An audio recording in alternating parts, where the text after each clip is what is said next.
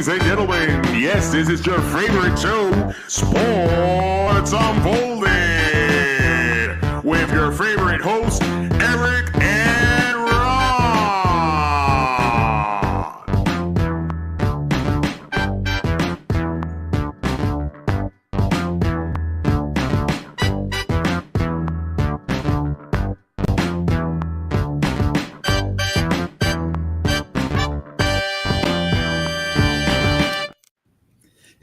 Hey, sports fans!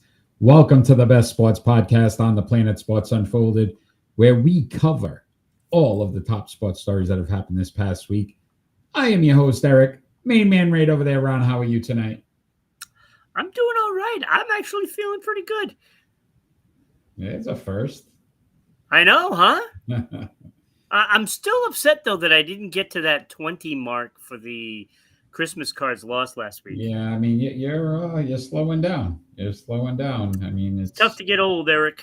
I hear you, my friend. I hear you. Speaking of old, before I get into everything tonight, you know the highlight of my last month has been I bought a power toothbrush that has an LED light.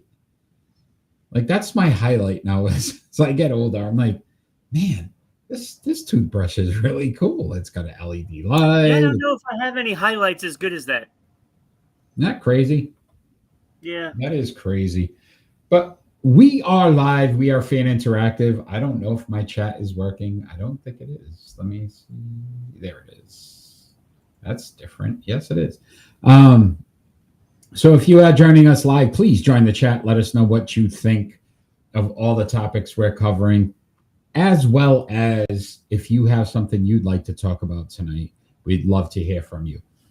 With that, Ron, we want to take a few moments to thank those that are helping Sports Unfolded continue to grow. And we'll start with WDJY 99.1 FM in Dallas, Georgia. Thank you for the support and putting us on every Saturday at 1 p.m., as well as SECTV Public Access Channel 12. Thank you for putting us on every Tuesday night at 10 p.m. We appreciate the support here in Southeast Connecticut. And Ron, our biggest supporter now, WBOB 990. I know you have a quick snippet. Yes, so being part of that radio station, tonight's show is brought to you by Sprout Co-working. For all your co-working needs, large or small, visit sproutcoworking.com. Check them out. Check out the guest appearance last week, Ron, or this week on Monday. So yes, that was fun. That was fun. Ron in studio. I called in. So we had a good time. We had a good time with them on Monday. There in They'll probably go back in a couple of weeks. But with that, Ron, we've got an interesting and fun show tonight for everyone out there. I hope you're ready. I think I'm ready. You ready to party? I cannot wait. All right, let's go and start off with our leadoff story, and that's Joe Burrow, who will be sidelined for 3 months. Are you starting to worry about his future in the NFL? Well, I mean, I'm not worried about it, but he should be worried about it, and so should Cincinnati and their fans. I think Joe Burrow is easily top 4 quarterbacks in the league, and I'd put him in whatever order you want: Mahomes, Jackson, and Josh Allen. I think those are the 4 best quarterbacks, but you have to at some point have a full season. Well, the interesting thing you just said, think about it. The other 3 gentlemen you mentioned, Allen, Jackson, Mahomes, they were on the field. They're always on the field. This is his 3rd injury in 6 seasons. Like, this is starting to become a problem for the Cincinnati Bengals. It is a big problem. And you think about the money they spent, right, to keep Jamar Chase, to keep T. Higgins. They've invested a lot of money on the offensive side of the ball, but it was all based on Joe Burrow being upright and being, taking snaps. And that's not going to happen now for the next 3 months. Yeah, and you look at the start. They finally had the start that they needed. And what does it matter at this point? Because then I don't think they're going to make the playoffs. I don't think they're going to do it. Yeah, well, Browning's their backup quarterback. A lot of questions, again, going forward. They're saying there's a possibility he plays again this season. But again, I think it's going to depend on what their record is, where they stand. Are they in the playoff hunt? And again, they're saying that so the players continue to play. Listen, wait till Joe comes back, right? Yeah, but Joe might not be there. 40, 30, and 1 in his career, 5 and 2 in the postseason. So obviously, when they get there, he did make a Super Bowl appearance. But again, if you start to look at this Super Bowl era and these great quarterbacks in the AFC, him not being there consistently takes the Bengals out of contention every single season now. You start to look at it. Well, they're a good team if he's able to stay healthy. What do you really have? They dropped dramatically, and this opens the door for a lot of other teams. So it's one of those questions that, is always lingering in this team because you don't know what you're going to get if he's going to be on the field a full season. And frankly, is that the season they went to the Super Bowl? Is that the only season that he played all the games? No, he's had 3 full seasons and 3 injury seasons. So he's played in the league for 6 years.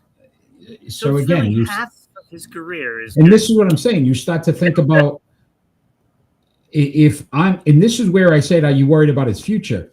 Andrew Luck, who seemed very promising as the Colts starting quarterback, battled a lot of injuries, and I don't even think any as severe as Joe Burrow's had. And I would start to question, is Joe Burrow's career going to be cut short because of all these injuries and the fact that he can't stay on the field? And if I'm the Bengals, how much more time do I want to invest if I know every other year I may not have him as a quarterback? Yeah, that's a big ask. And we're going to find out this year, depending on where they end up at the end of the season. I mean, is this team going to be completely out of a playoff spot? I don't know. I mean, can they hang on? I mean, it's tough not to get, some offense going when you have guys like Higgins and Chase, right? I mean, when you think about those two dynamic players, I mean, just throw the ball in their direction. They're bound to make the catch. But Joe Burrow is used to, shall I say, not having a great line. Another quarterback might not be so fortunate as to being used to that. Yeah. Yeah. Again, it's just something that we're going to have to see if he can stay healthy consistently, because this hurts his Hall of Fame chances. Like, we were talking about this player as like the next great quarterback, and then it's been injury on top of injury. So I just Cincinnati is a prime team for someone to make a trade with a quarterback, and I'm gonna throw it out there. Just gonna throw it out there. Shedeur Sanders. Just throwing it out there. I could one up you, but I don't know if this is even possible because it is our next story too. But what about Tom Brady? I didn't want to go there, but again, there's all kinds of rumors. They are a championship caliber team with a solid quarterback, but again, it's how far do the Bengals? The problem is the Raiders. Yeah, and I know. Obviously, I think maybe would have to give up his ownership, but you start to look at it and say that anyway. But that's another story. Yeah, we'll wait for the next start. But I will say this too, Ron. If you start to look at those top quarterbacks, does this move Herbert up over Burrow? Does this start to give you a different sense of the top 5 quarterbacks in the league? It does. It makes me hesitant on, like, if you're picking 4th or, if you're picking 4th overall, starting from scratch, and Jackson, Allen, and Mahomes are already gone, do I want to pick Joe Burrow? I want to, but I'm not going to. So we can put it that way. Who I pick, I don't know. It could be Herbert. I mean, it might be somebody else. I don't know. You start to how far down. So let me mention this as well. We've done a lot of shows at this point. Yeah. And normally we'll do some stats. I've never seen a player that I can recall being comeback player of the year twice. It's very rare. He's one of them. Yeah. And that's not a good sign. No. That is not a stat that you want to be proud of to say, hey, I was the comeback player of the year twice, which means you were hurt twice to the point where you either didn't play a good portion of the season, or again, you were out most of the season. Yeah. So next year he'll get it a third time. Yeah, and that's like, it's crazy. So I guess my final question, Ron, would be this. If you're the Bengals ownership, how much longer do you decide to keep Joe Burrow before you say, hey, look, we can't build a team around this guy knowing that he may not be on the field? I'm already taking phone calls. I'm already taking the phone calls for that. And obviously, you're not going to just give him away. No, he should come with a good. But good place. I'm going to take something really good for him, and I'm going to hope that I can get that. Give me a young quarterback with a couple of first round picks, in hopes that you get somebody. Do you trade within your division? Do you make that move and say, hey, Cleveland, you've been looking for a quarterback? I do. Right. And you talk about number one picks. You talk about, the possibilities of being able to retool that way. It's a shame because I think, to your point, we had him. There was debates on him, Mahomes, because he beat Mahomes, that he was the only best one that was able to do it. Yeah. In the AFC. Yeah. And now it's like Josh Allen's still trying to climb that mountain. Lamar Jackson trying to climb that mountain. Joe Burrow did it. Yeah. And now, again, here's a season that we thought was promising for the Bengals. To your point, they started off well. Right? They started off well. And you're starting to look back and go, all right, they figured some things out. And then this happened. So, yeah. Would you bring him back this season if you're close? If I'm close, I probably do if he's ready. If he's not ready, it doesn't matter. I mean, like, turf toe, really? They even said they might have to delay the surgery because of the swelling. So this is just unbelievable. It's unbelievable. I would start to worry. I wouldn't bring him back. I wouldn't bring him back unless it's a sure shot. You're in the postseason. I don't bring him back because to me, he could get another injury that carries into next season. Absolutely. So don't bring him back. Well, it is Achilles. Yeah. All right, Ron. Great talk. Let us know out there. Are you worried about Joe Burrow's future? If you're joining us live, let us know. How scared are you that Joe Burrow's career could be affected by all these injuries? But there's another guy that had a very long career, Ron, and that was one Mr. Tom Brady. But there's been some talk lately about him and what he's doing in the booth as an owner. So we're going to talk a little bit about, should the NFL start to do something about Tom Brady in the booth as an owner? So obviously he has the gig with Fox, and he does, Sunday's prime game or game of the week, whatever the game of the week. But now there's talk, he was in the booth last week with a headset on, talking to either a defensive coordinator or offensive coordinator. Is there a conflict based on the fact that he will be interviewing some of these teams, coaches for his TV job? And now he's in a booth. I remember us talking about this last year, or maybe earlier this year. Might have been earlier this year when, this is his second year, correct? As an owner, yes. Okay, so it was last as a year. broadcaster, yes. So I remember talking about this, and I didn't find it. It didn't matter to me. But at that point, that minority ownership was really minority, and he didn't have anything to do with anything. He wasn't wearing Raiders gear and going to practices, and yeah. He's been involved a lot. And being involved a lot, I don't think he should be in the broadcast booth. Because there are too many things that you could take advantage of. The name Tom Brady comes with controversy. We know it very well here in New England. There was several controversies that he was involved in. I'm not saying he did it or didn't do it. But at the same time, as an owner for another team, you start to question some of these things and say, wait a minute.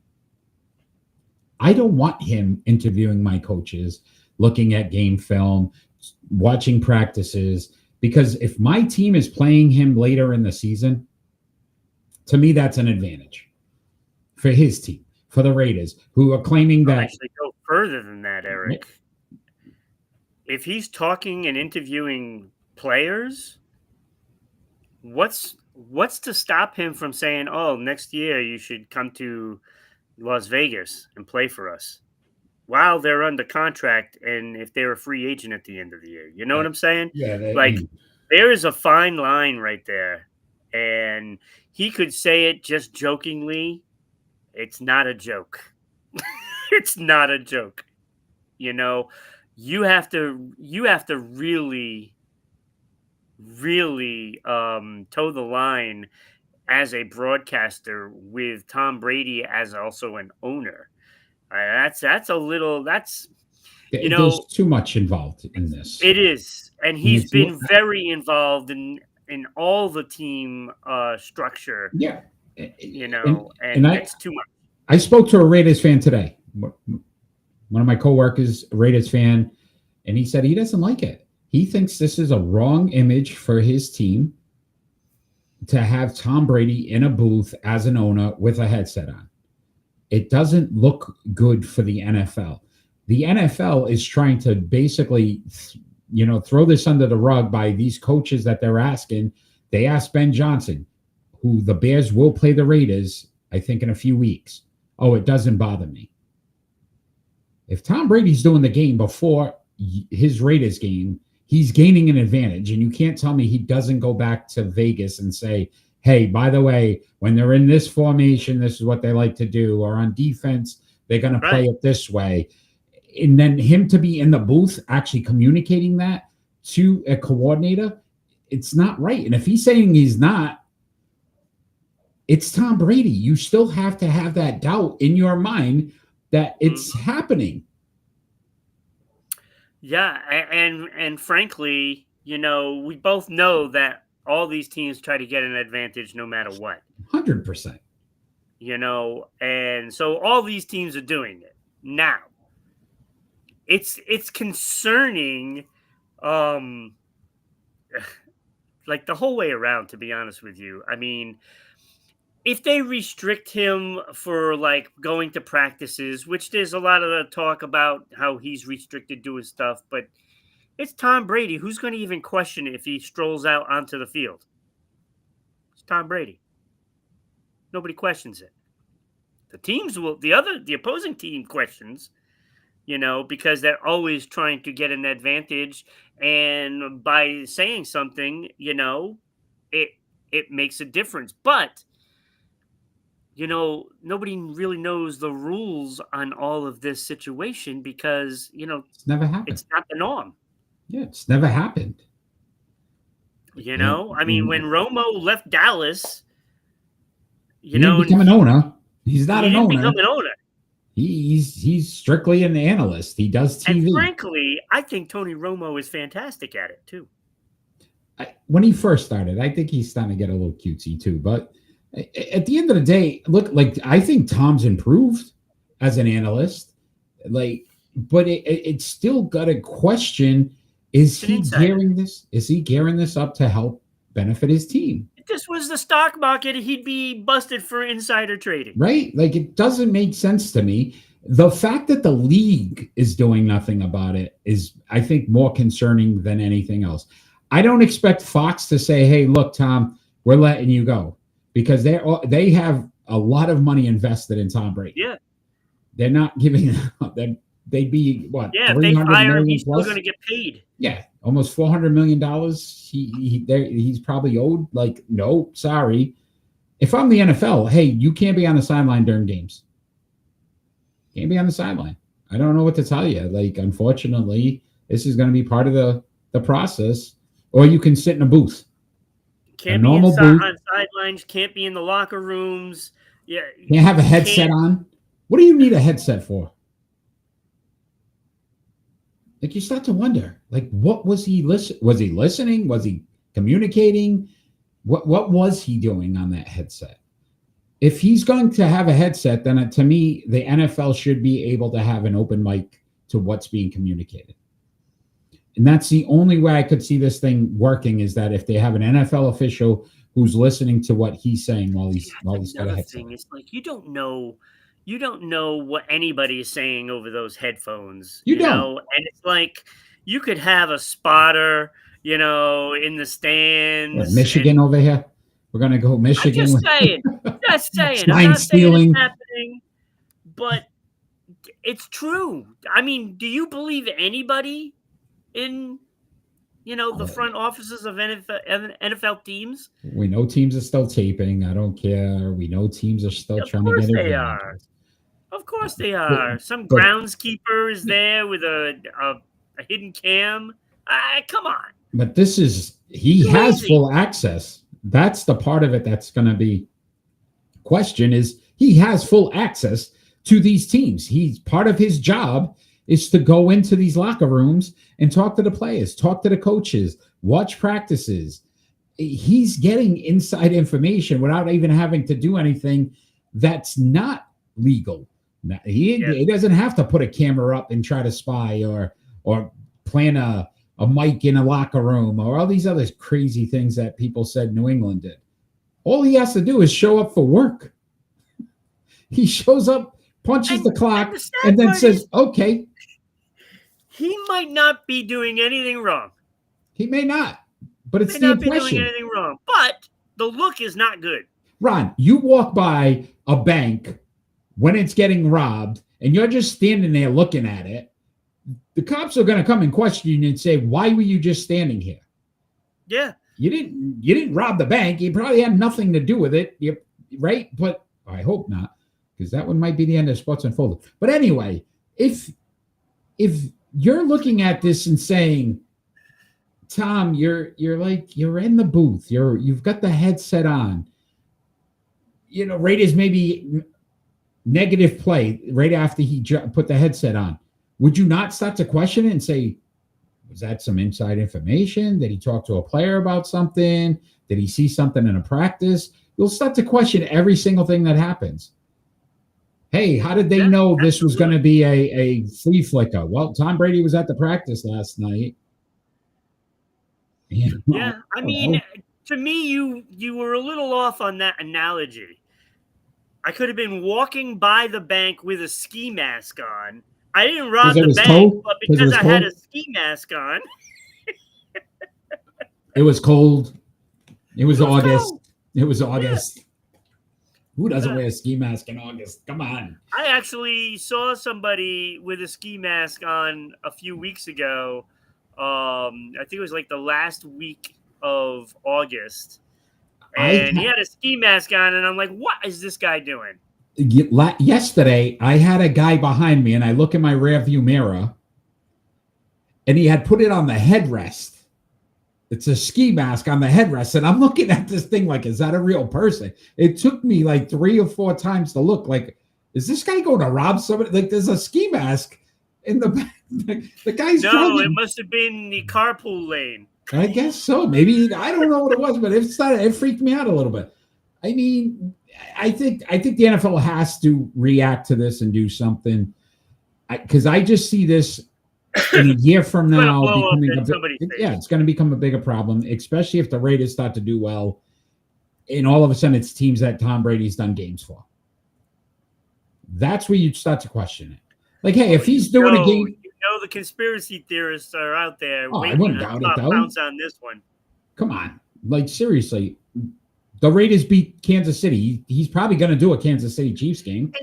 He's doing a Chiefs game. You know what I don't understand, Eric? Through all this time that he's been this part owner, how can the Raiders organization allow Tom Brady, Tuck Rule, to be part owner in this franchise after Tuck Rule? It's called desperation. They are a team desperate to change that culture, and they think Tom Brady's the guy to do it. Tom Brady was a remarkable player, one of the best to ever do it. That doesn't mean he's the best owner ever. Like, that's not like, it doesn't work that way. That's not how this thing works. He is if he has inside information. I know, right? Hey, what do you think? Do you think he knew he was going to get the Raiders job or the Raiders ownership, and he says, "I'll get a job at Fox"? Prior to, so it was like, it all looks like it's legit. Like, oh yeah, look, he's going to Fox. I didn't know about the Raiders, and he knew all along he was going to do this. To me, you had to have known by the time it had to be in the works already. Ron, he's in the AFC West, his team. The Chargers, one of the top teams in the league. The Chiefs, regardless if they're 0-2, are considered a top team in the league. The Broncos are considered a contending team in the league. He's going to do their games. How does that legitimately seem right for any organization to feel comfortable now having Tom Brady in the booth? I don't know if in those games, right? Crazy. All right. If you think Tom Brady should be, I don't know, banned from the booth or have to lose his Fox job, let us know in the chat. We'd love to hear from you. But let's talk, Ron, a little more NFL and games of interest. You know what the Fox says. What do you think games that people should watch this week, Ron? You don't like that one, Eric? I'm surprised at you. Surprised. So I have 5 of them on my list. I do too. 5. Wow. So I will let the big ones go at the end. All right. And I don't know, for some reason, I thought Las Vegas at Washington would be an interesting one. No Jaden Daniels, right? He's out now. What is going on? It's not quarterbacks, man. Dropping like flies. I think all this protecting the quarterback stuff has made quarterbacks soft in my book. They used to get tagged and they'd get up and go back on. It's been discussed. Injuries like this. Yeah, it's been discussed. Maybe they are a little too soft now. No, it's a good call. I have a couple interesting ones. What about the Bengals at the Vikings now? No Burrow, no J.J. McCarthy. Both these teams. That's right. They're both injured. Right. So both of these teams were actually considered playoff. Wait, who's starting for Minnesota? I don't remember. I don't even know who their backup is. I'll tell you in a second here. Hold on.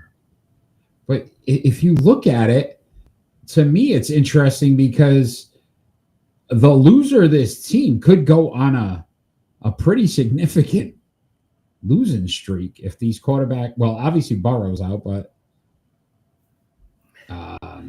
but JJ McCarthy will be back in there. Oh, that's right. Weeks. Carson Wentz this week. Oh, that's right. Carson Wentz.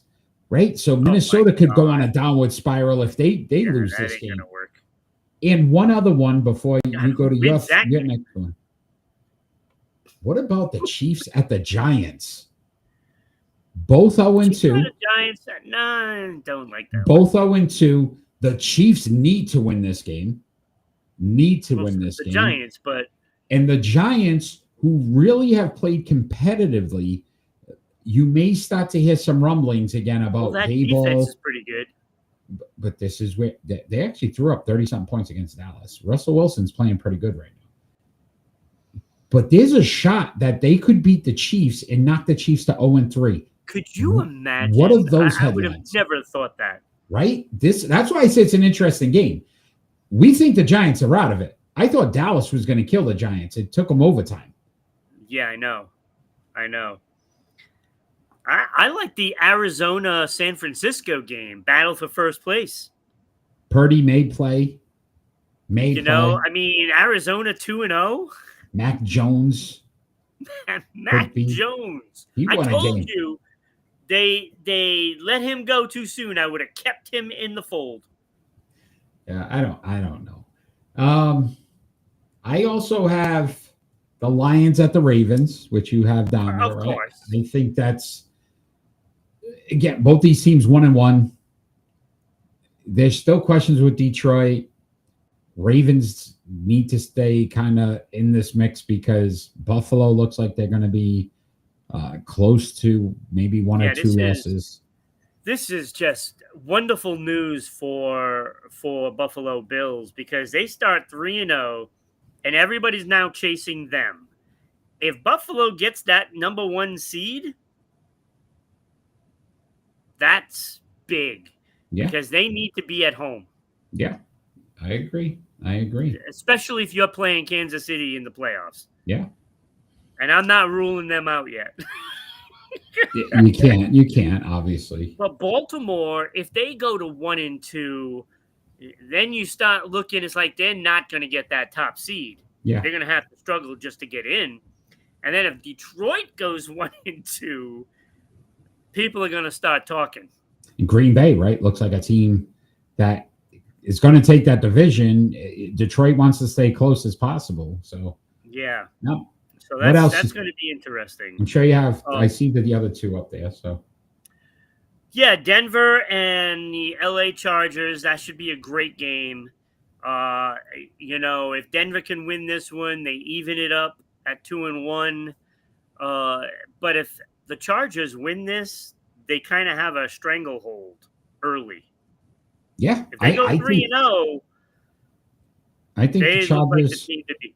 I agree. I think the Chargers have everything to gain and so much to lose if they don't win this game. And to me, same old, right? Or... Exactly. Is this the year they finally look like a team that's going to take the division? Yeah. You may have an 0-3 Kansas City Chiefs and you're 3-0. That looks pretty good for your odds of winning the division. But you have to play them again. Yeah, you got to beat these teams. And then obviously the Rams at the Eagles, a rematch of the postseason matchup. Yep. And the Rams were the only team to play Philly close in the postseason. Yeah, a lot of talk about the tush-push rule and the officiating, probably looking at it a lot more closely. I saw some offsides by the offensive line. I think they're going to call it more. That takes that play maybe out of Philly's arsenal. That changes the complexity of this game because I think the Rams can put up points. Philly has not proven they can throw the ball this season. The Rams could sneak out a win here. They could. Look, I think they're good both defensively and offensively to make this a possibility for them to win this, right? I mean, you're talking their receiver, Nakua. Look, he's fantastic. I mean, he's already, in my book, one of the best receivers in the league, and, when you have the skill set on that defense like the Rams have, the Rams are in a better position to stifle the Eagles. And let me tell you, this is going to be a gauge for the Rams because I think depending on what happens in this game, they can just go out and get another player that they need to go somewhere that you're lacking if you happen to lose this game. Yeah. And I think that's going to be. I think the Rams are the dark horse for the NFC this year because I think they're better than what people are giving them credit for. Agreed. And this will be a litmus Stafford test. is not so bad, right? No, and we thought his back's probably worse than our backs, and he's still slinging them. So I don't know, Still man. slings it. Any other games? Did we cover them all? I think I got all the ones that I was interested in. All right, no New England, Pittsburgh, no. I know I didn't have that one on there, but I mean, I wouldn't be surprised. Aaron Rodgers in New England, we always love it when he comes up this way. Because, I mean, that defensive Steelers' line is defense pretty good has been for the horrible. Patriots. Yeah, and the defense for Pittsburgh, not too good. Not too good. So they could, I mean, you never know. All right, Ron, let's move on to our starting five.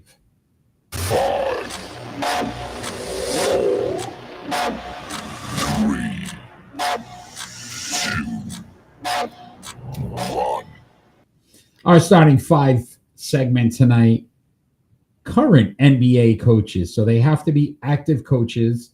Our starting five. You are first this week. Is not going to be the same. You never know. Let's start off, Ron, with your honorable mentions. All right, so I have 4 of them. Are you serious? But 2 of them are... Actually, 3 of them are... I put Joe Mazzulla on there as an honorable mention just because he has a 7.40 win percentage. But it's with the All-Star Celtics. So take it for what it's worth. You know, but it's nice to have a Boston guy up there, you know. I also put what's his name? Brown from the New York Knicks. Mike Brown. He's got a pretty good record, 599 win percentage in the regular season. You know, I think 454 wins deserves to be in there. I don't know how he's going to do with this Knick team because it was designed to be with a different coach. So who knows, right? I think they'll still do okay. They'll still win some games. I don't think they're going to the championship. And I also had, who I don't think is a good coach, but the numbers say that he is, and that's Doc Rivers. I think he's just so overrated because this guy only goes with all-stars. He doesn't get a team that has to start from scratch. If that's your theory, then Phil Jackson's an average coach. Yeah, well, look, I have my thoughts on Phil Jackson too.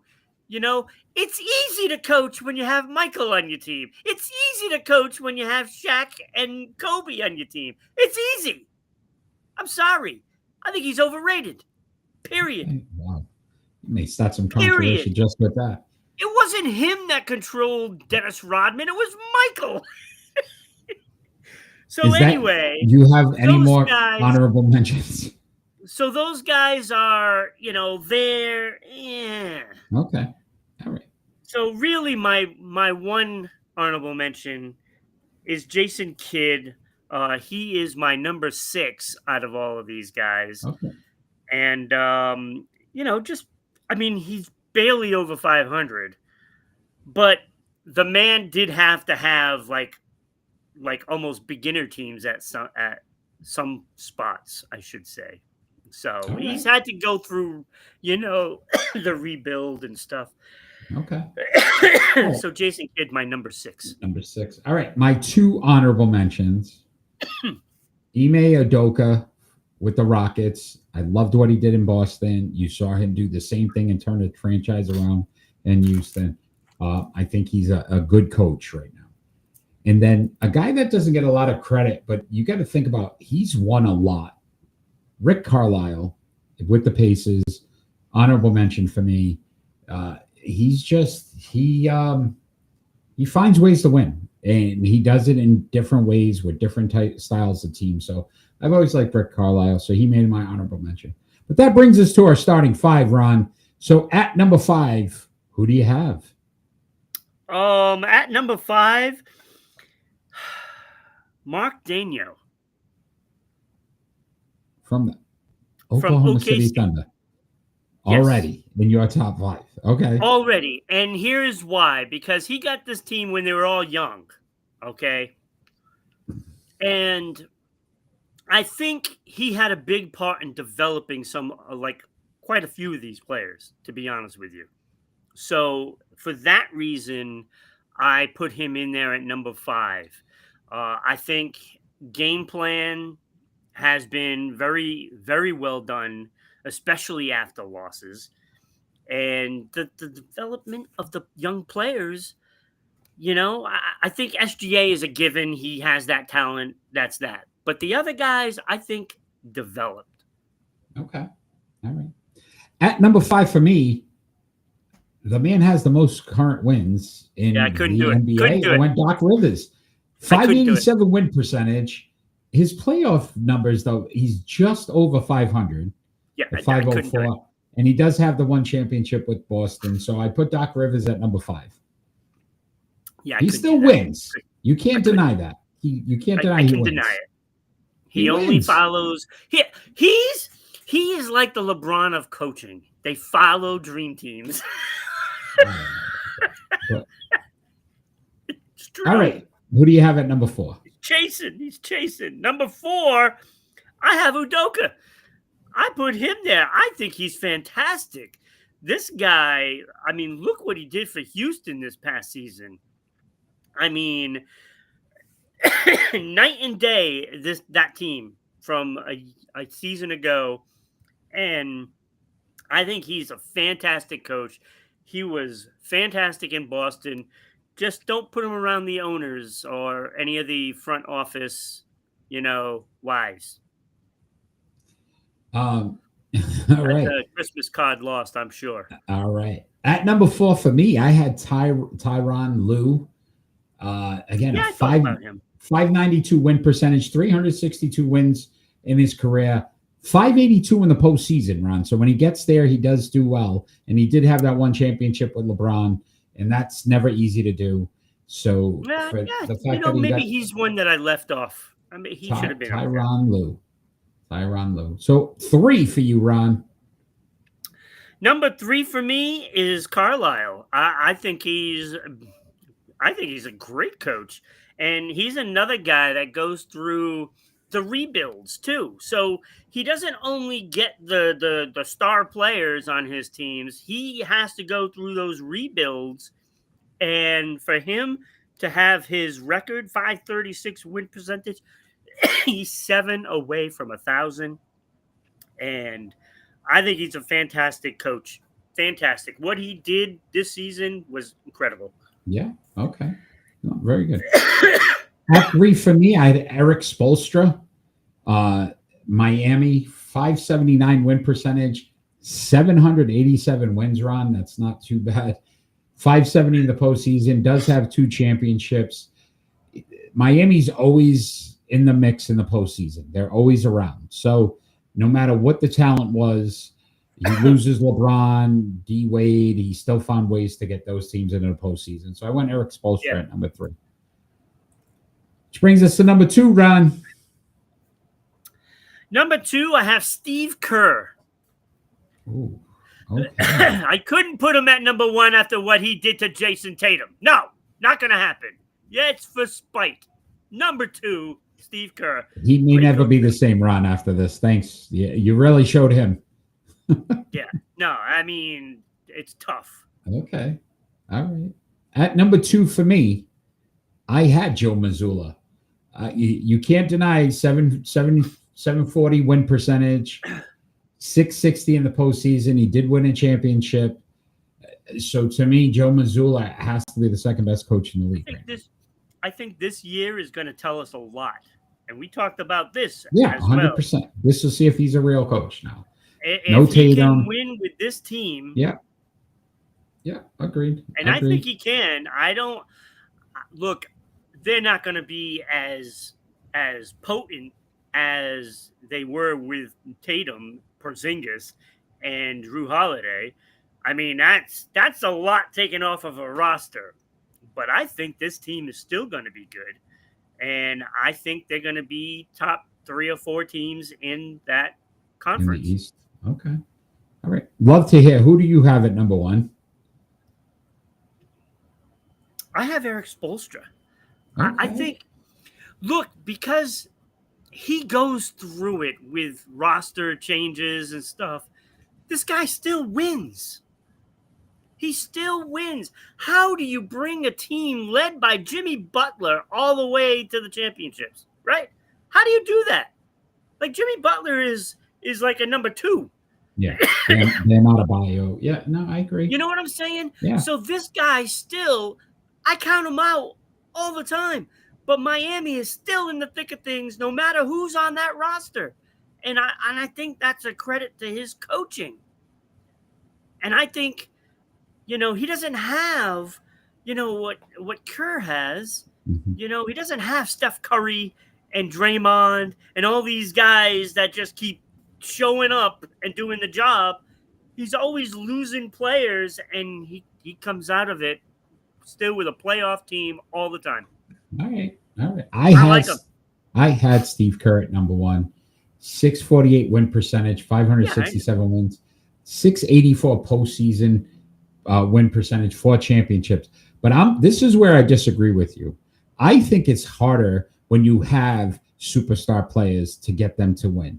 So if you think about it, Kevin Durant, since he's left Golden State, has done nothing. These teams have failed. No, believe me, I actually think he's the best coach, but I wasn't giving him it. I get it, but that's where I say, too, the Phil Jackson thing. Yes, he had Michael, but Michael didn't win until Phil Jackson.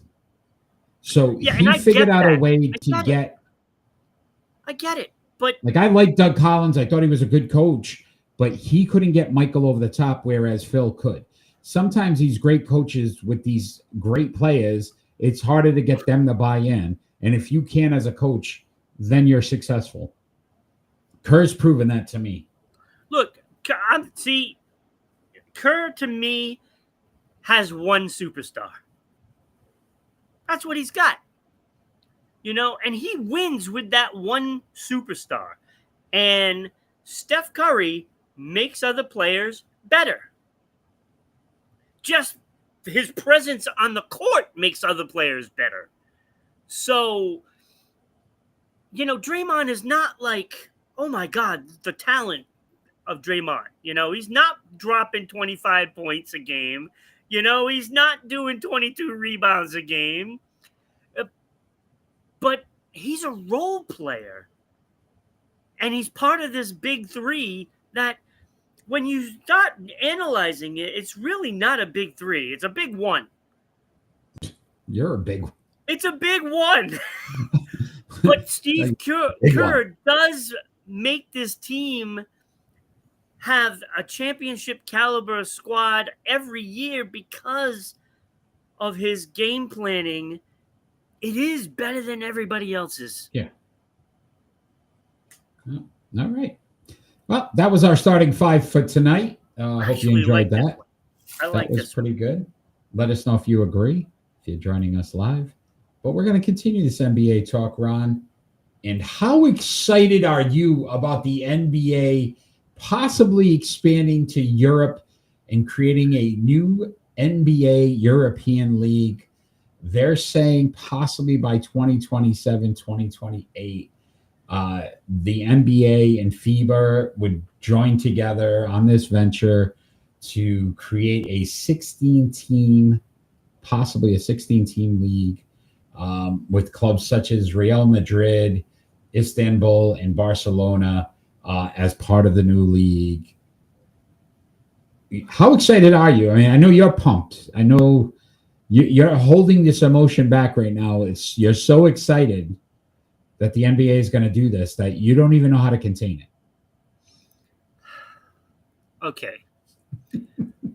How do I even want to do this without completely wrecking their dreams? First of all, if I'm Europe, I'm like, why do we need you, NBA? Why do we need you? We have leagues right now, and let me tell you, half the players in your league has our players. Why do we need the NBA? That's the question I would be if I'm all of Europe. We've already got this established. We've already got a league. We do not need you. Now, with that being said, why? Why would anybody in the United States care if they start a league in Europe? Because it's not going to change one thing. It'll just be called NBA Europe. That's the only difference to the whole thing. We're not watching it now. The same players. Yeah, we're not watching it now. 1 out of every 6 players in the NBA currently is from a European team. So they're making their way to the NBA. I get it. But at the same time, Ron, I don't know if you remember this small little league for the NFL, who is considered the powerhouse of the United States when it comes to sports and television.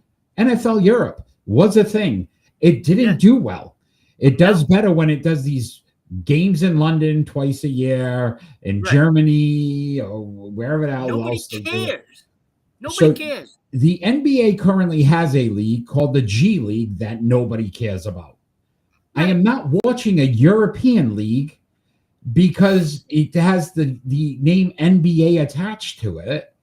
Because, again, these to me are G League players. You're very rarely going to see a player that stands out enough to say, wow, this guy is going to the NBA. If it was Wembanyama, you think he's going to go to the Europe NBA League or the NBA if he had a decision? He's going to the NBA. So these players that are that good aren't going to this league. No. So we're watching, again, B talent. You know who's going to be over there? I'm going to tell you. I think it's a conspiracy because LeBron deep down knows that his son sucks, and he's going to go and star in the NBA Europe League, and that's going to be the guy that does it. Oh, boy. That's what it's all about. Finding a home for Bronny. I just think these leagues are trying way too hard to listen. You want to have some games over there. You did it in Paris with Wemby. You know what I mean? You could do these Spain things and some of these. Get him hurt.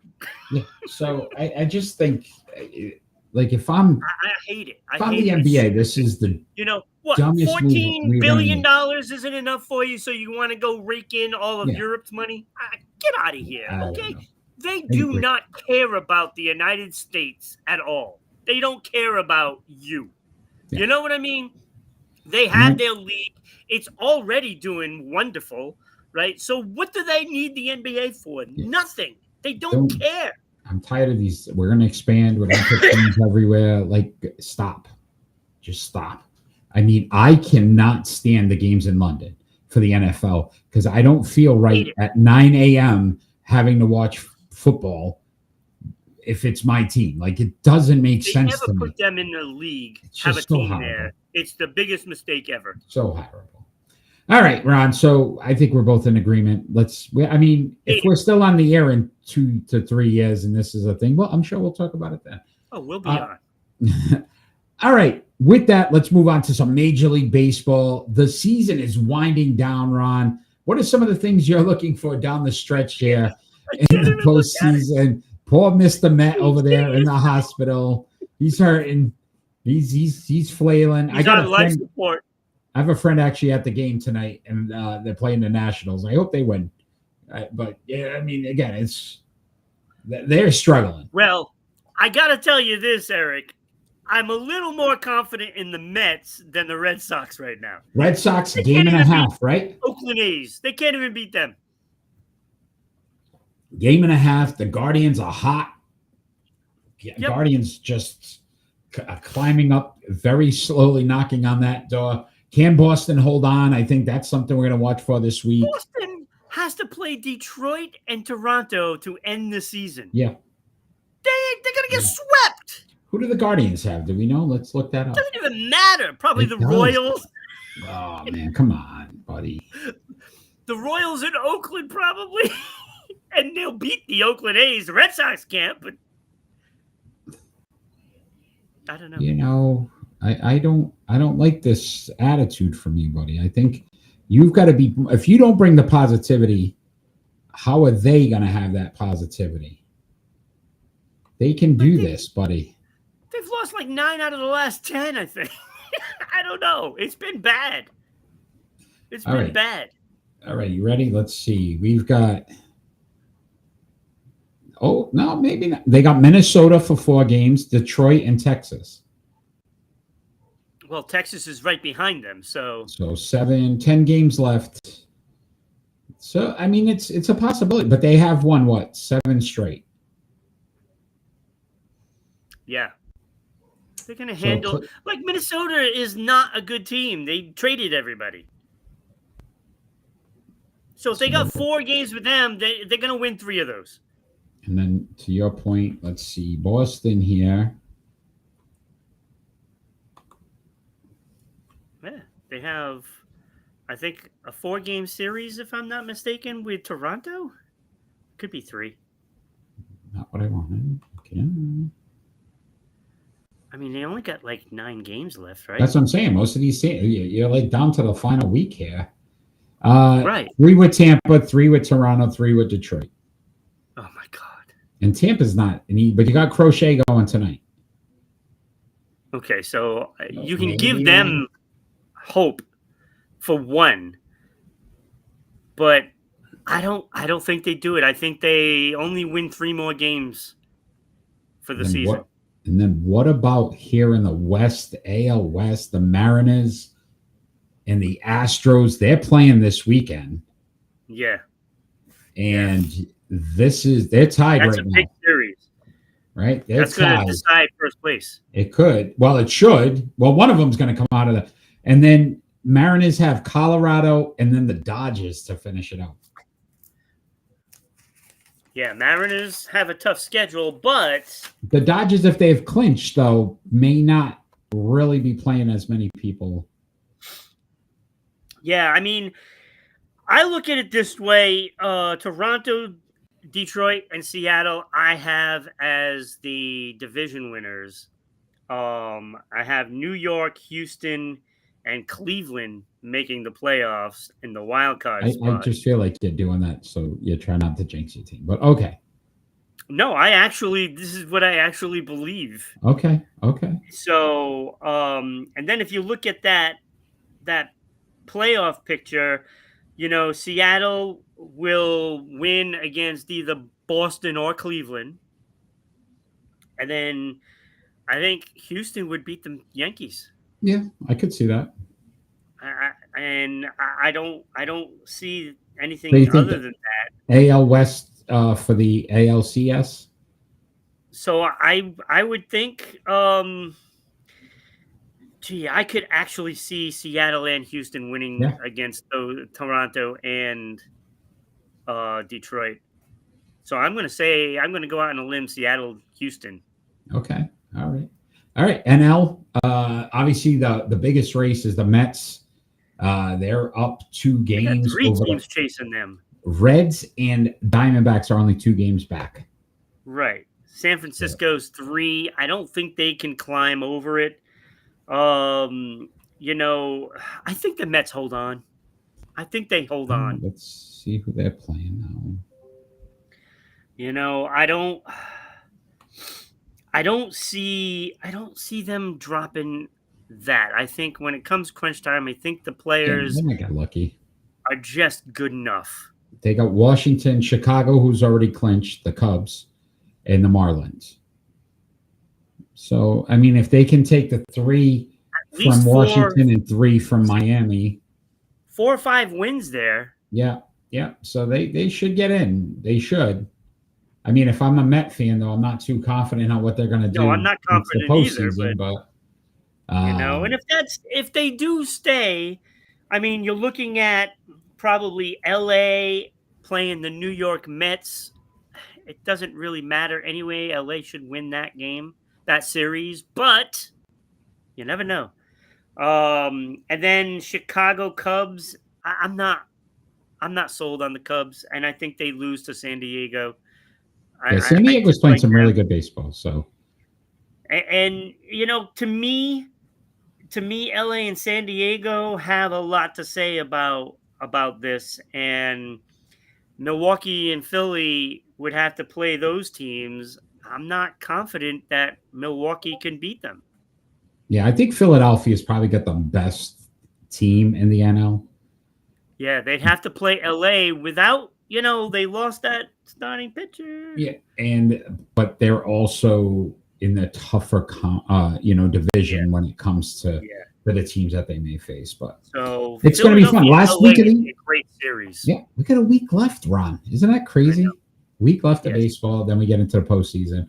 So we'll keep you up to date next week. We'll obviously be talking a lot more about where these teams are and who maybe jumped up or made a splash here. So I think Philly, San Diego in that. That'd be so much fun. That'd be fun. And hopefully the next picture we have is Mr. Met actually just standing upright, because we're a little concerned with Mr. Met there. Yeah. I might go visit him down there in New York. Right. That's all right. You're all right. You're a good guy there. All right, Ron. With that, let's move on to our split decisions.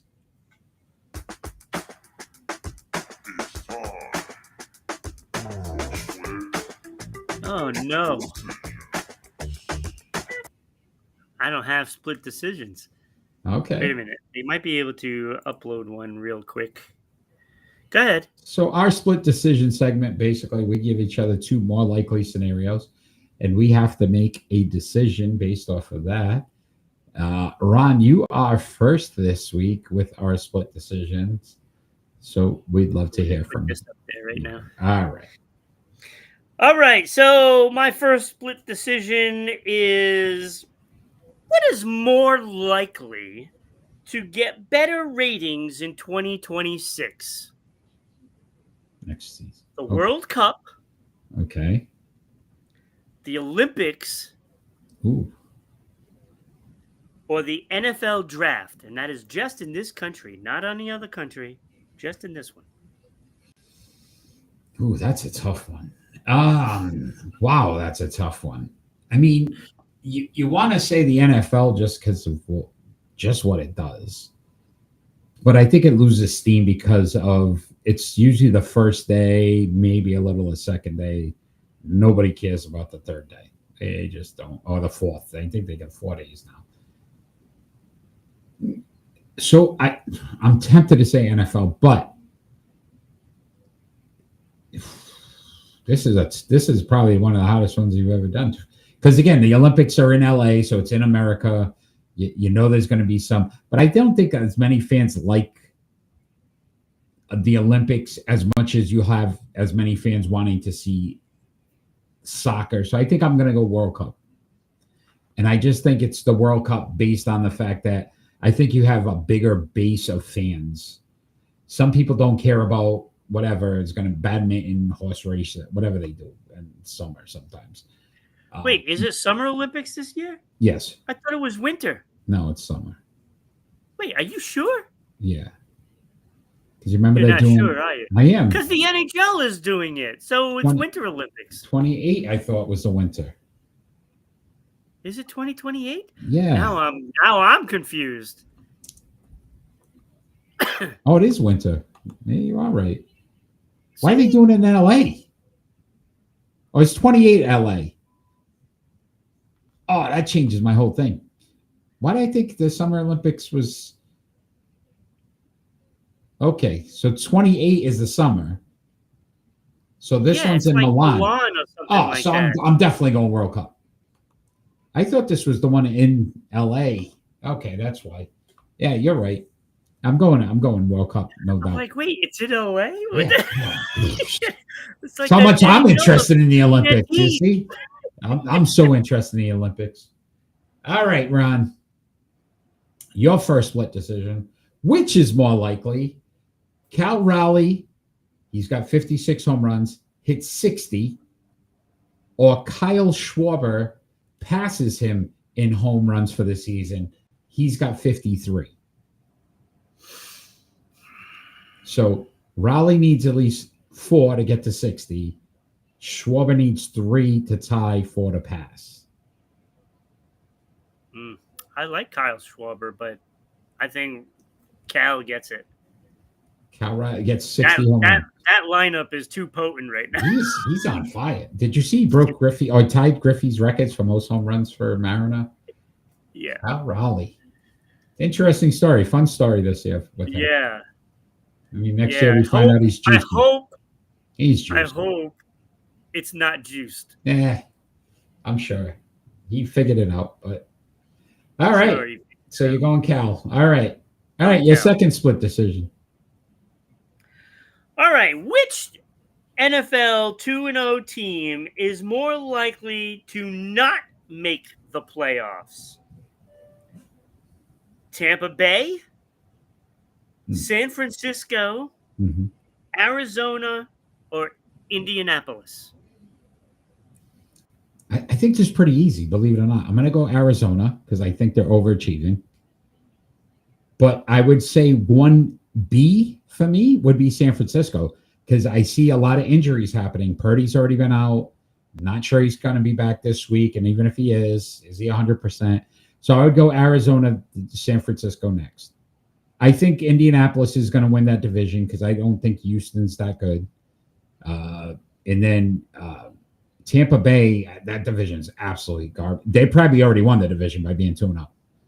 So, I mean, realistically. Hey, Atlanta did pretty well. They 1-1, but yeah. I got a lot more faith in Baker right now, believe it or not. I do have more faith in Baker than all of these teams. Yeah. I think you're right, to be honest with you. San Francisco and Arizona. I actually think that neither of them will make the playoffs. Yeah, I could see that. That's why I said 1A, 1B. I think the Rams are going to win that division. Oh, without a doubt. But again, I don't. And then I think San Francisco is going to struggle with injuries, which will lessen their win total. And I don't think anybody believes Arizona's really 2-0. I think it's just a mirage that at some point they come back down. Although, what's his face there? Marvin Harrison Jr. Yeah, but I don't know. All right, Ron, I'm glad you brought up wide receivers. So which wide receiver is more likely to finish the season with more yards? Malik Neighbors, who has 238, Jackson Smith and Jigba, who has 227 yards, CeeDee Lamb, who has 222 yards, or Puka Nacua, who has 221 yards. So they're all separated by about 17 yards. Who's going to be the number one wide receiver in yards? If these four guys are the that's a good one. All right, so we have Neighbors and Jigba, Lamb, Nacua. and Nacua.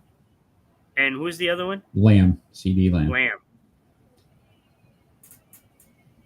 1, 2, 3, and 4 currently in the NFL. I'm going to go CeeDee Lamb. Ooh. I think, offensively, I don't think Dallas misses anything on that, right? I think Dallas is very good offensively.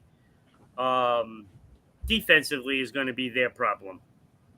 I mean, they couldn't even contain the Giants. So, Okay. So I'm going to say CeeDee Lamb. I think he does it every day. And after I saw him play in that opening game, it impressed me. So I'm going to go CeeDee Lamb. All right. I'm going to disagree and go Neighbors. I think Neighbors. Pretty good. He's impressing me. He is going to be a hell of a player. There's been a few receivers that have impressed me, but there's a couple of them that you didn't put on that list. We draft well New England, so that would have been nice to have a right. Anyway. Oh, we always get the best receivers. Always. Top notch. All right, Ron, let's move on to some NHL talk and your Boston Bruins. How concerned are you with David Pastrnak's injury? Even though it's before the season, they said he may miss a little bit of time in training camp. Yeah, a little bit of time. It's tendinitis. I mean, personally, if he has an injury, it should be the back because he's always carrying the team. Oh, here we go. I mean, I'd be concerned about Pasta wanting out. That's where I'm worried. I think Pastrnak is fine. So you want to take out Pasta? Maintenance. Take out Pasta? Maintenance. I will say this, Ron. This is where it would concern me. they're trying to build something, right? Marco Sturm, new coach, chemistry. Your top player now is out. And here's a guy who predominantly doesn't get hurt or plays through injuries. He played in all 82 games for the last 3 seasons. Yeah.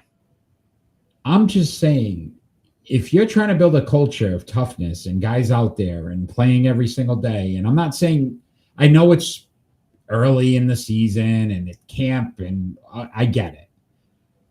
But I would also say this: Aaron Rodgers and DK Metcalf for the Pittsburgh Steelers are struggling at the beginning of the season. You know why? Because there's no chemistry. They didn't practice much together. They didn't play in preseason. David Pastrnak is going to decide how the Boston Bruins perform this season, because he needs to be at the top of his game and get all these other players involved. If he's out early, and I didn't like Sturm's reaction to it, that, well, this gives the kids a shot or an opportunity to grow and learn some stuff. I don't want those kids in the game. I want Pastrnak. I actually disagree with you, Eric. Okay. And first of all, Pastrnak is going to be on the line with Geeky. It could be Lindholm or Zaka at center. Both of those players did spend some time with Geeky and Pastrnak, so I'm not worried about the them playing together, and I think they'll be fine. Now, I don't think they played much in the preseason last year, and believe me, last season was bad most of the way around, but not from Pastrnak. So he barely played in any of those games last year, so I'm not really concerned about that either. Okay. I do, however, love the fact that he's trying to get these young players some time, and I'm really upset that the Bruins didn't do that last year, giving players like Lettieri and players like that more playing time at the end of last season was so dumb. It really stunted the growth of a lot of players like Patra, especially. He should have been in that lineup every single game, not those scrubs that they knew they weren't keeping. So when those players are going to get a shot, I like to hear that. Okay. I like to hear that, because Bruins never give forwards a chance. They never do. It's very rare. Okay. All right. We'll see. We'll see if that's concern. It's not concerning to me. It doesn't matter. I think players like McAvoy and Lindholm, defensemen, do need to get some reps in because they missed most of last season. So them, I get it. Yeah. But other than that, 82 games last year, 319 shots, 43 goals, 63 assists, plus minus is 0. So at least I take that, and 4 game-winning goals for Pasta last year. I think the Bruins are going to expect a little more this season from him, but we'll see. Yeah, and if you see, another thing I don't like that they did, they went out and got all these 3rd and 4th liners. It's like, you didn't really improve your team. Yeah, those are the guys who don't need. A big guy that he scored 16 goals. Who cares? My only hope now is that Minton, Lysell, Patra can get into the lineup and chip in 15 to 25 goals apiece. That's the only hope that Bruins fans have right now. All right. We'll keep an eye on this as Bruins fans ourselves and see how serious this injury is. All right. With that, Ron, we're going to move on to our pick and roll. It's time for pick and roll. Our pick and roll segment tonight. We're on season 5, episode 38. All these quarterbacks had at least a 38 touchdown passing season in their career. And those 5 quarterbacks were Brett Favre, Justin Herbert, Patrick Mahomes, Aaron Rodgers, and Matt Ryan. We're going to rank them from 5 to 1. Ron, you are first this week. So is it exactly 38, or could it Yes. be more? No, 38. Okay. They all because I was like, I know there's a couple of guys season. that belong in here. Yeah. No, 38 in a season. So they finished with 38 touchdown passes in a season. These are the 5 quarterbacks. You're first. Okay. All right. So, first of all, kudos to this guy because he's not last. We love you here in New England, Matt Ryan. We just want to say 28-3. 28-3, buddy. Never forget. Right. So number 5, I actually have Justin Herbert because the jury's still out. Right. I think he's a tremendous quarterback. 43-38 record so far. Just wasn't enough games for me to put him any higher than last in this category. Great numbers, 142 touchdown passes, 45 interceptions. Those are great numbers. Mm-hmm. I mean, I'll take 3 touchdowns and 1 interception any day of the week. Yeah, right? I think he's actually 5-0 so far this season. 5 touchdowns, no picks. So through 2 games, not bad. I mean, he does control the ball. Look, I think he's pretty good. But it wasn't enough. The numbers just aren't there. Number 4, I have Matt Ryan, our good friend from Atlanta. So Falcon fans out there, I know, WDJY, you have a lot of Falcon fans listening to us on Saturdays. Matt Ryan has some great numbers, and we joke, about that debacle. Only because we're New England fans, right? Because if it was any other team that came back and won, I could care less. Just putting that out there. Okay. But it was the Patriots. So, but Matt Ryan, 124 wins, 109 losses, 62,000 plus yards. I mean, I like his number. 381 touchdowns, 183 interceptions. That's pretty good. 65.6. Great difference, yeah. Yeah, 65.6 completion percentage. 4 Pro Bowls, 1 All-Pro, 1 AP MVP, and he also got the MVP for the PFWA, whatever that is. But it's 1 MVP. He won an MVP. So great job, Matt Ryan. Pretty good player. He's a pretty good player. He was. I think, Atlanta just didn't have a lot of good teams. Agreed. All right. So number 3, I have Brett Favre, that wonderful human being that he is. 186 and 112 record. That's pretty good. I would have thought that he, would have had more wins, but 71,838 yards, 508 touchdowns, 336 picks, though. He was a gunslinger. He's a gunslinger. Yeah, he was a gunslinger. He had the worst completion percentage of all of these quarterbacks, 62, and it's not close. Agreed. Yeah. But he is a Hall of Famer. He won a Super Bowl, 11-time Pro Bowler, 3-time All-Pro. 11-time Pro Bowler is pretty good. That means, you probably didn't make the Super Bowl enough times. I'm just saying. I don't like him as a human being. I think he's a scumbag. There's another Christmas card lost, by the way. 3-time All-Pro. 3-time AP MVP, and 2 of those seasons he won the NEA and the PFWA MVPs. Mm-hmm. He did not win a Super Bowl MVP, though. He did not. I was Desmond Howard that year. Yes. I'm very aware of that season. All right. Just say it. All right. Number 2, another wonderful human. Not quite as bad, but Aaron Rodgers, 154 and 88 with a tie. Look how wonderful he's just gnarly. 63,399 yards, 508 touchdowns, 118 interceptions. Those are great numbers. Yeah, they are. Those are great numbers.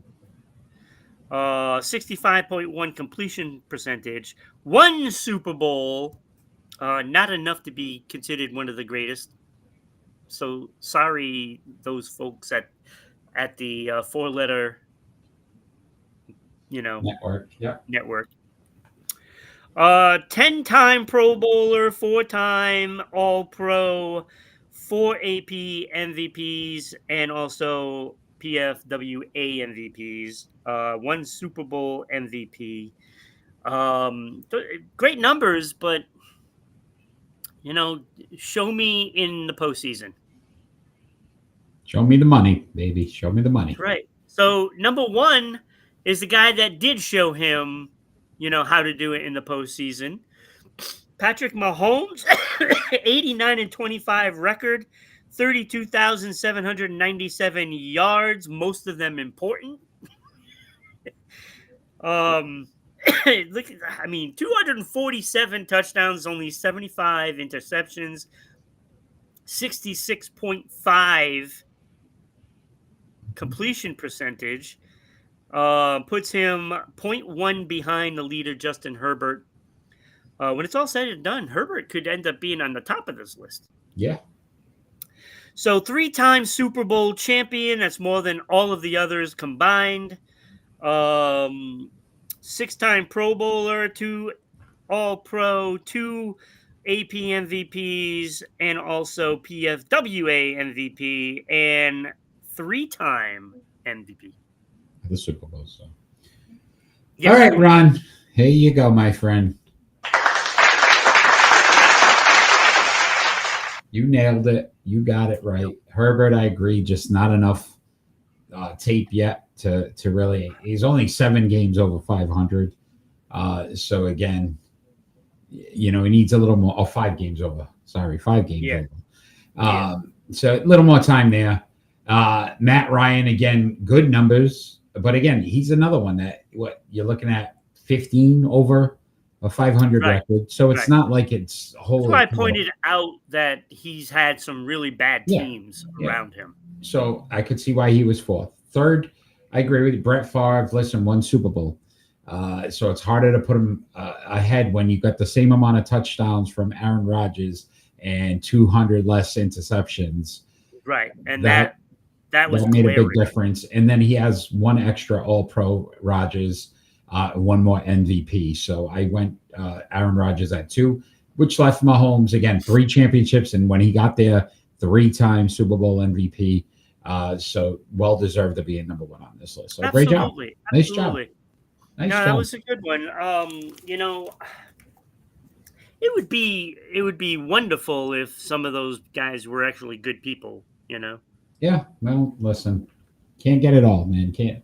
No, you can't. Get your cake, you can't eat it sometimes. I don't know. I don't know if that makes sense.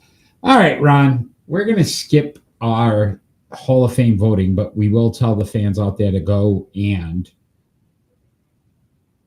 get on the Sports Unfolded Sports poll page to vote. Those polls are up. Yeah, because we got predictions. We still got final thoughts and our promo segment, and we're running a little short on time now. Okay. Or we can just do it real quick. Yes. Congrats to Swoops and Sanders for getting in last month. And your current athletes are for the Olympics: Mark Spitz, Jenny Thompson, Matt Bondi, Biondi. That's why I wanted you to do it. Romashina and Ryan Lochte. And for the NHL, Paul Coffey, Ray Bork, Doug Wilson, Larry Murphy, and Phil Housley. Jump on the Facebook sports poll page on Sports Unfolded and cast your votes. Polls are currently open. See, that only took a minute. All right, good job. Let's talk predictions, my friend. Last week in our predictions, again, 5-4, 4-5, Ron. Danny 1-2, Chakra 3-5, Mickey 3-4. If you're out there live, let us know your picks. We'd love to add you to the chat, or we'd love to get some new names onto our chart. So, Ron, you are first this week. We are starting off with that big series in Major League Baseball. The Seattle Mariners at the Houston Astros. That series kicks off tonight.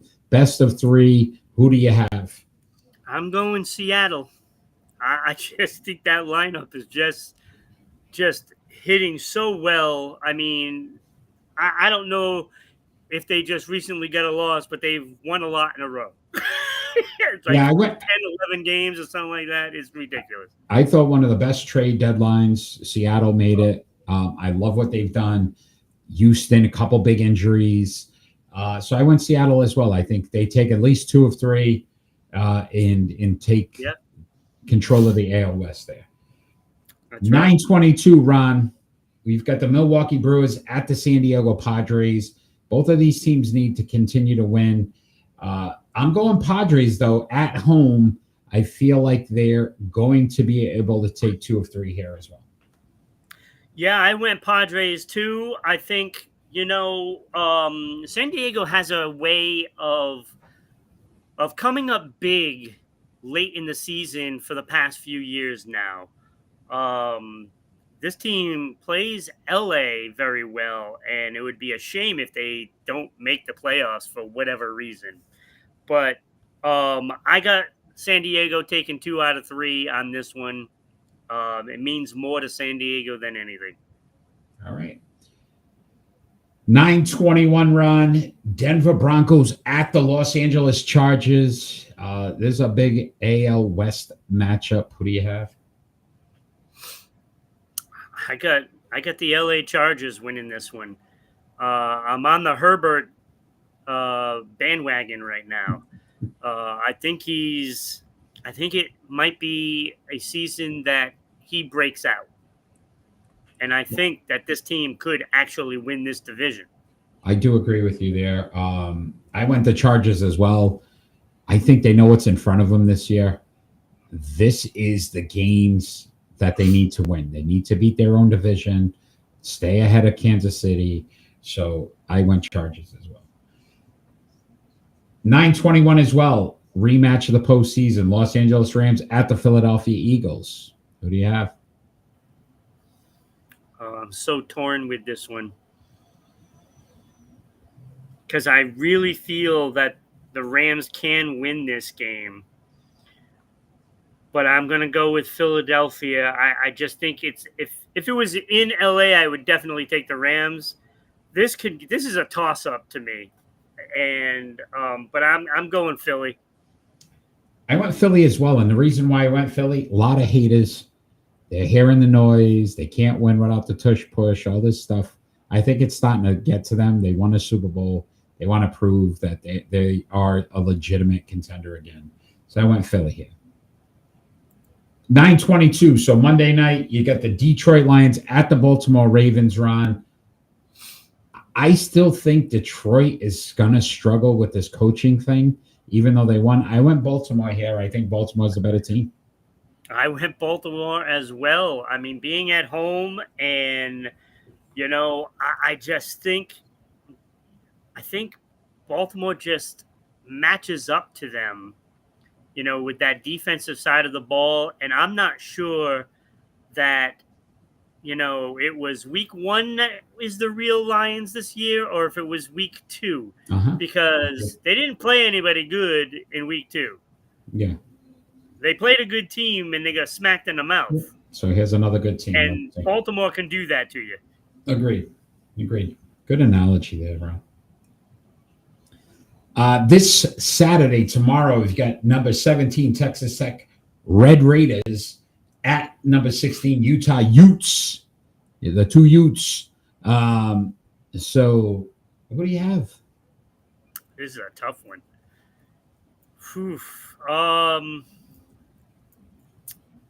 I'm going to go Texas Tech. I just think they're going to do it. All right. I'm going with the Utes. But I'm not very good at picking college games, apparently. I'm going with the Utes. The 2 Utes. 3 Utes. 53 Utes. I'm going with the Utes. At home. Also tomorrow, you got the number 9 Illinois fighting Illini at number 19 Indiana Hoosiers. even though Indiana's at home, I went Illinois here. I think they're a better team. I'm going Illinois. Yeah, I absolutely think that Illinois is much better of a team. Indiana is not going to be ranked next week. Ooh, all right. Not going to be ranked. Won't be in the top 25. All right. I don't think it's going to be close. Okay. All right. All right. One more, Ron. This Sunday, the Mobile One 301 in New Hampshire. We need a top 5 driver.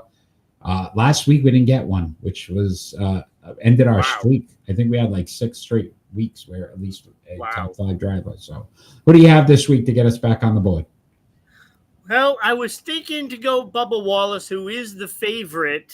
And he is in 8th place in the current playoffs. But I'm going Christopher Bell. I think he's taking it. I think, the way he's done it all year long. I couldn't not go with the Bell. Go with the Bell. The Bell won last week. Guess who's had the most laps in New Hampshire the last 3 years? Christopher Bell has led the most laps. I went Bell as well. So, wow, Bell as well. Yeah, we're ringing the bell on this one. Ding, ding. Ding, ding, ding. So that's our prediction segment. Tune in next week, see how we did. If you are live next week, join us and give us your picks as well. I'd love to get to add you to the chart. There's a bunch of people watching now. I can't believe they're not doing it. Ron, let us talk about sponsorship. How can all those wonderful live viewers right now find out how they can sponsor our show and get their name on audio and visual on so many different platforms? Yeah, Eric, we have so many listeners and viewers. Look, better get on this train soon because we're going to be leaving. So all aboard. Look, 19,000 plus listeners in Atlanta, about 600 on Bob, plus about 1,000 everywhere else. Look, you should want to sponsor this show. It's a fabulous show. So you can do that. You can do that by just sending us an email. Sponsor the show. Your ad will be here. We will read the ad, so not only will people see it, but it will be heard on the audio version for Spotify, Red Circle, iHeartRadio, TuneIn, plus WDJY in Metro Atlanta and WBOB in Providence. So send us an email at ribroadcasting.media@gmail.com. So, with that being said, tonight's show is being brought to you by the all-new 990 WBOB radio page. So get on there and you can find us, They offer tons of links to all your favorite shows, including Sports Unfolded and their newest show, Bryant Bulldog Sports Hour. So if you're into Bryant College in Rhode Island, that's the place to go. Very good, Ron. Let's also thank those in our Dallas, Georgia market, 99.1 WDJY FM. Thank you for your support, as well as SEC TV, Public Access Channel 12, out here in Southeast Connecticut. Thank you for your support as well. If you'd like to continue to help us grow, again, get on those sponsorships. We will get your name out there. Plenty of eyes and ears over all of our audio platforms, all of our social media platforms, and all of our video platforms. So many different ways that your business can be seen and heard. So take an opportunity to do that. Ron, with that, my friend, we are coming to the end of our show. And with that means our final thoughts. Our final thoughts don't necessarily have to be about anything sports related. It could be about anything happening in the world today. You are first this week, my friend. Your final thoughts. My final thought is absolutely Robert Redford. Ooh. What a legend. I mean, rest in peace, Robert Redford. This was massive. first of all, it is sports oriented because the man was in one of the best baseball movies ever made, The Natural. Such a great movie. Wow, we lost an icon. I mean, when you think of all the movies he's been in, all the President's Men, Butch Cassidy and the Sundance Kid, I mean, this guy was magnificent. I mean, there's so many great movies. The Horse Whisperer, I could go on and on, but we lost a big one, you know, this week, and it stings. The sting.